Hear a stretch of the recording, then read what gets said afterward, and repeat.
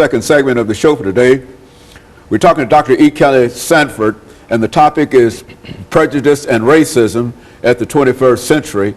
And Dr. Sanford, let me bring you back into this second segment that we're talking about and tell you how much we appreciate that information that you gave as a layout for our discussion of prejudice and racism at the 21st century. Let's continue that discussion. Yes, well, at the last time we were talking about how this prejudice is this unfavorable or favorable toward a person without any warrant. You don't know about them, and people have these actions towards others. Dr. Isabel Wilkerson has an excellent book entitled The Warmth of Other Suns, where she looked at the Great Migration and thought that was a time period in the history of America where people had to move from the South because of hundreds of years of enslavement, Jim Crow laws, and move for new types of life in other areas of the North. And when they went there, they were able to tell the story of the prejudice that was occurring in the South, and that helped to galvanize, according to this text, the civil rights movement. And as you may very well know, this past Sunday, we celebrated the memorial of the Reverend Dr. Martin Luther King Jr., and that whole movement that allowed people to have certain freedoms. But another little component that was very interesting in her piece was that those grandchildren and great-grandchildren of those migrants turned out to be Dr. Toni Morrison, Miles Davis, John Coltrane, Thurgood Marshall.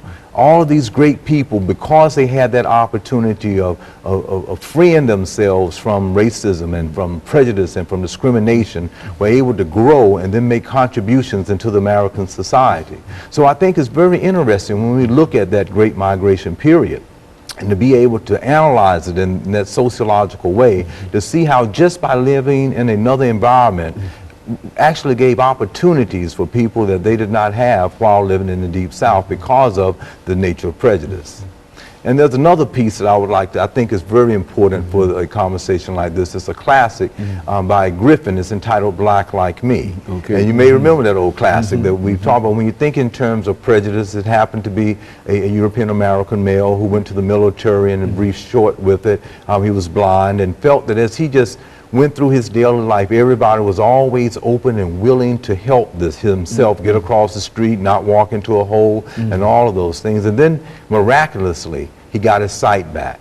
And then he saw the prejudice that was out there toward others, and he did something to change his pigmentation and his hair texture, and came to the South, and he experienced prejudice for the first time in his life. European American that just looked a little African American. That's right. Change. Just that little change. And then he experienced this prejudice. So the question becomes, to what degree did that occur then, and does it occur now? And of course, I think in Dr. Wilkerson's book, she would say, we've made great changes with prejudice and discrimination and racism from the past to now. We can go into the deepest part of the South and drive our vehicles and turn off and get gas and maybe even rest overnight.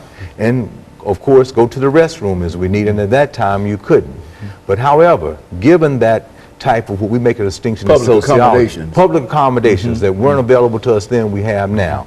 But that type of overt racism that occurred then was kind of obvious. To lynch people, to not allow them to sleep overnight, you better not be in a certain area when the sun will go down. But now you have some of those freedoms. However, there's what we call covert prejudice and covert racism.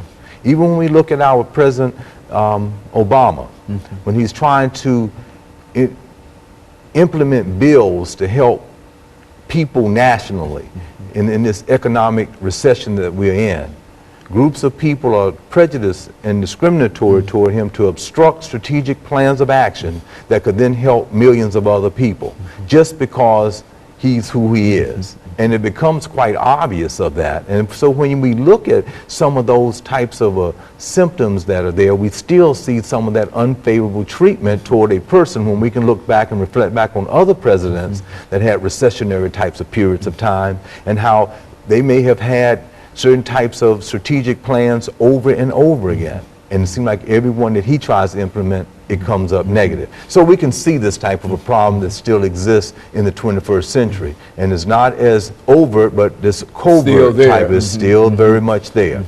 And it still really doesn't do anything to help the economy at all. Absolutely. I think that, as a matter of fact, when we talk about racism and prejudice at the 21st century, I think that one thing we have to be concerned about is that our young people, you see, because many of those who are of an age of myself, I know, really, we've gone through that, but many of our young people don't understand exactly what the whole situation is, and they don't know how to react in reference to it. What could you say to our young people today in reference to how they ought to be able to deal with these That's issues? a very excellent question, and I deal with them in all my classes, and I know there's what we would refer to as a lot of apathy.